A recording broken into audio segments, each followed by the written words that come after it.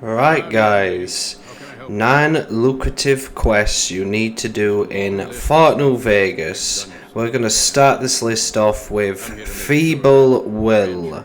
Now the reward for this quest is 1000 caps. Now this quest I've put on the list simply because it's so easy to do. You go to Walter, you speak to him, pass a little check. You go to Heck, speak to him, start the quest, talk to him about his son missing, go back to Walter, just as I'm doing in this video, tell him about what's happened to Ted, tell him about Heck and how he's not really guarded and it's perfect to get him, and then you'll just negotiate the price with a barter check. You can get him to pay you 1000 for capping Heck. Now note, in this entire video I highly recommend you do these with 100 barter.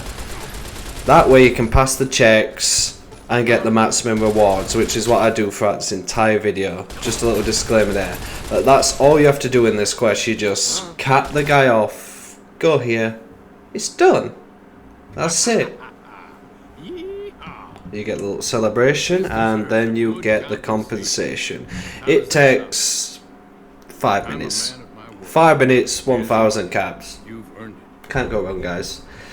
So, we're going to be moving on to the next one on the list, which GI Blues. Very similar to the first one on the video. It's very easy if you start off by killing Norris. I usually go through the north gate and kill him straight away through a sneak attack and then go to the king and set the quest off so you can skip it. This is another quest that, again, if you know what you're doing, it takes 5 minutes. It's just a lot of moving around. But the rewards, now you can choose to be a king, which is useless, or you could ask to be got onto the strip for a passport, which, I mean, it's useful, but realistically, any person who plays this properly would go for the caps reward because they are more useful to you than the passport, because if you already have 2000 caps you can already get onto the street, which completely negates the point of a passport for the rest of the game. So the passport's more of a little souvenir, but I mean you can get the passport without the king anyway by passing a barter check, so you know, it's entirely up to you what you do with it. But if you want to make this one of the more lucrative quests, I would recommend going through the caps route, because then you also get free side reputation positivity, which of course makes prices in free side by the merchants lower, so your 1000 caps goes further, which I'm not saying it doesn't do if you choose the other options. It's just that 1000 caps is more useful to you now that your reputation's gone up. So yeah, always pick the 1000 caps, guys. So yeah, next we are going to be moving on to another lucrative quest, which is Classic Inspirations. Now this one gives you a reward of 1250 caps in total. So 150 caps each picture, which there is 5, and then once you've finished the job and delivered the pictures, you'll also be given 500 caps, strip positivity, plus as you can see whenever you take pictures you get more and more XP as it goes along, so it's pretty good for leveling up early as well if you get to the strip early. So can't really fault it, it's a pretty simple task. The person who you're asking for is agoraphobic, so it kind of makes you feel good for helping him, and plus it might even get you in the good graces of his sister. And trust me, that is something you would absolutely want to do in your playthroughs, guys. So anyway, now that we've earned it, it's time to move on to the next one, which is Free Card Bounty, guys. Now this one you get from Major Doctorate at the Camp McCowan place, and it's a pretty simple job. You go in there, you take out 3 fiends, make sure you get their head properly, not a mangled head, so just make sure you don't explode any of their body parts and you're good. If you've got the bloody mess pit, then well, RIP. So for this one you shall get 1,250 caps, much like classic inspiration, but the extra reward here is Nafai's golf club. You kill him, you get it, plus you get Cook's flamers, his little recipe as you can see here, which I mean, this kind of stuff is invaluable, you know. That recipe is really good for hardcore playthroughs, just saying. And you also get positive NCR reputation. And also, on completion of this quest, Little Buster leaves the McCarran area and goes to Freeside and dies within 48 hours in-game time. So with that, you can also get his unique Crown Opener by finishing this quest, if you know where to look in Freeside, which is where the North Gate is, past the little guards, there's the old Mormon fort. Before you get there, turn left, where there's some train tracks, and you'll find his dead body there, and you can pick up the Crown Opener from there. And if you're smart, you can even pickpocket Little Buster for his first Crown Opener. After you've completed the quest, wait 2 days, go to Freeside, his body will still spawn there, then you can go and pick up your second Crown Opener. So double bubble, guys, on top of all of the immense rewards of this quest itself. So always worth a go, guys. And with that, we're going to be moving on to the next one, which is Birds of a Feather. Now with this one, as long as you do all of the activities properly, so basically just concentrate on the guard part. He's clean. See? Not so hard, is it? Oh, shit. Simon's been telling me how it went. Let's do a quick recap. No, but seriously, guys, yeah, as long as you do concentrate on the guard part properly, and you pass the speech check for when you deliver the package to the Legionary, outside, well, close to Vault 34, you will get the maximum rewards for this quest. So on top of that 1,850 caps, you also will get the Van Graff's special armor, unique. It's worth almost 7,000 caps. So on top of that 1,800 and the hunting shotguns you get from the Legionaries, I mean, it's not that hard to really gauge just how truly lucrative this thing can be. The only problem with this quest is it's pretty long, and the opening part is fucking excruciatingly boring. It takes so long, especially when you've done it. If you've done it like once or twice, it really is a drag. And I guess another downside is you are helping the biggest wankers in Freeside, which is the Van Graffs. But if you do keep them alive, they could help you further down the line with the NCR quest line, killing Pacer with a laser weapon. Did you see the look on that bitch's face? And I suppose if she really does matter that much to you, you could consider Cass's death as a big no-no as to why you wouldn't do this quest. But I'm not a fan of hers, and my character is always interested in money, so she pretty much has to go in every playthrough, unless I am part of the NCR, in which case I take her and Boone. But anyway, we're digressing a bit too much, so we're going to be moving on to the next one, guys, which shall be, well, we'll wait after I show you the armour. 6,000, I was close enough with the 7,000. So, yes, Legend of the Star. Now, technically you do fail this quest every time you do this, but throughout the majority of the story, it is called Legend of the Star, so I've put it down as Legend of the Star. Now, this quest technically could be the longest of them all, if you have no idea where the caps are. If you know where roughly most of them are, then I guess it's not bad, but the rewards are simple. On the screen you can see how much is in the boxes in total. This varies, but it's around that mark every time. But the real reward is right next to our good friend Alan Marks. Thanks for that jump scare. A unique laser pistol. Pew, pew, pew, pew, pew, pew, pew.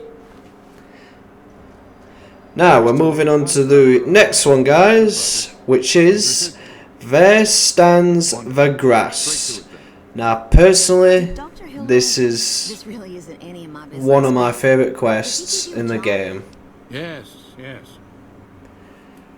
You can betray Dr. Hildren in this, No, wait. which I don't mean to it's seem not hard coming lucrative, down but here. oh my god, Unless is it I fun talk, to you just watch him make me scream.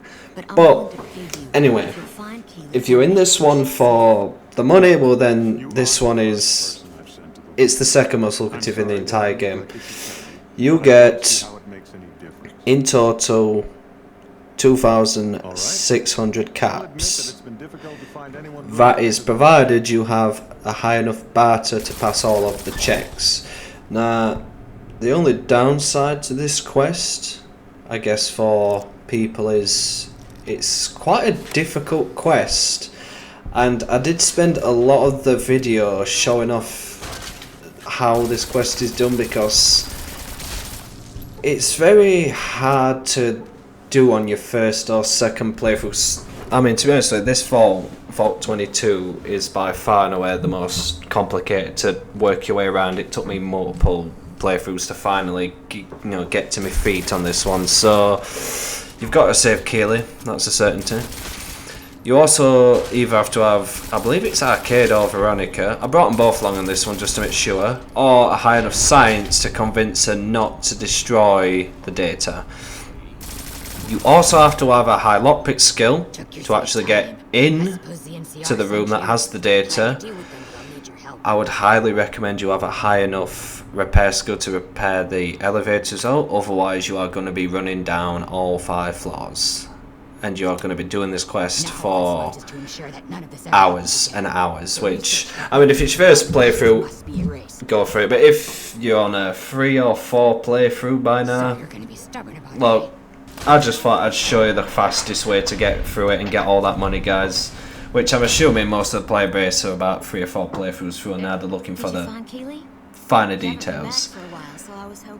Oh, I did forget to mention, if you're an evil bastard like me, you can do this. She is? But she didn't call in. Yeah, because she's blown to pieces. Wasn't a chance to yell at Dr. Hilder? Sorry, I shouldn't question your word. If you say Keely's safe, I owe you these caps. 800 big ones, guys. There you go. That's the first big part. Make sure you do all that. Excellent work. Now, guys, this is where the real money is. Usually, he will give you a paltry 1,200 caps, but because we have the high barter skill, we can make this motherfucker prop it up a little bit. You know, tell him maybe we should sell to the competition. Now, wait a minute. You know, for healthy competition. And then, of course, this little dickhead actually does give you the 800 caps. You know, since we did send dozens of people to his death, so I think that's a little light for all the bad things he's done, but well. But anyway, guys, we should be moving on to the next one, which is for Old Lang's Sign. I hope I said that properly. Now, this quest here is a little different from the rest of the ones that are on this list. Now, there isn't exactly a monetary gain per se from this quest, but that's not where the money is in this one. It's not. The real money is in the reward at the end once you've got all of the remnants to go to the bunker. Now, to be honest with you, this quest isn't really that hard. It just requires you going to these guys, talking to them, telling them to go to the bunker. Then you get to choose between NCR or Legion. I recommend NCR because that means you get all of them, but if you do choose the Legion, you are going to miss Cannibal Johnson. But with the NCR ending, you are going to need at least your speech about. There is a little unique dialogue where if you're mixed rep with the NCR, you can convince Moreno to stand down, which means, you know, you can get the maximum out of the quest. So the reward for this quest, though, is actually within the armor you get. So once you have spoken to Arcade, you have to basically convince him that it's best to stay in Freeside during the battle. Once you do this, he will give you the Ganem family armor, which is a one of a kind. It's worth thousands upon thousands of fucking caps. But you also get power armor training, which is invaluable, and you get the Remnant's power armor, the best armor in the entire game. You get 2 of the best armors in the game, and you get the training to use them. So, I mean, this quest, you can't really go wrong with how they've set it up. Whilst it's not a monetary reward, having the 2 best armors in the game more than makes up for the caps you lose out on doing this quest instead of doing something like gambling or something like that. So, as you can see, 6,500. Though admittedly it does weigh a lot, but fortunately this is only an issue if you're the kind of player who keeps a hold of every weapon you pick up. You know, not the type to use containers or anything, which you're a rare breed, but there is those kind. And now we move on to the final one and the most lucrative of all the quests within the game, which is, of course, Bleed Me Dry. Kind of an ironic name for a quest, unless you're referencing me, the courier, bleeding Red Rooster dry of all of her caps. In which case, genius work. But the total monetary gain you get from this is 6,400 caps, which, fucking hell, that can get you in Vegas 3 times over. Now, that's not all. You do get a hunting revolver if you have the barter checks, which, by the way, guys, I've got to stress, put your barter up if you want to make good on this video and collect the maximum rewards possible, because this is the only way it can be done. Barter, barter, barter. As you can see, 50 there, 60 next one, 70 next one, it just goes up. This quest is a massive fucking pain in the ass, because you have to track yourself around the entire wasteland to find these eggs. But I will admit, for the 6,400 she gives you for doing this, it's chump change.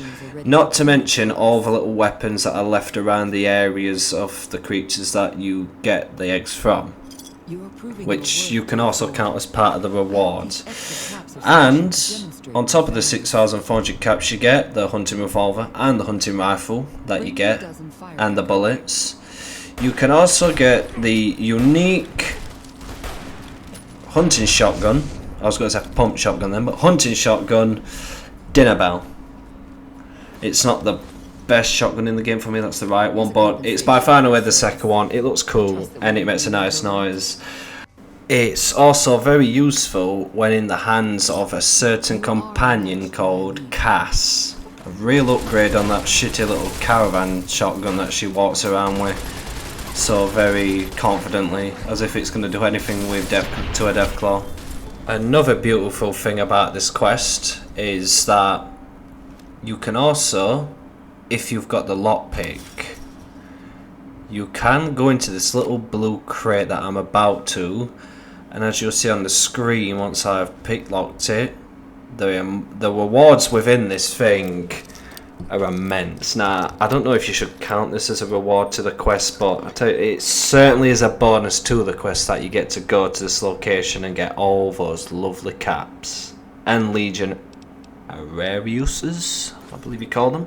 Sorry guys, I'm English, it's not even close to the Latin languages, so my pronunciation might be off. But let's see, rewards, 6,400 caps, over 9,000 caps worth of, you know, NCR caps, Legion coins, and the caps you just saw in that crate, the hunting revolver, the hunting rifle, numerous bits of ammo, a whole look of the map, so you get to see the map in all of its glory. But on top of that, there is one final reward once you have gotten to the Deathclaws that far outjumps the rest of them, and I'm going to skip straight to it.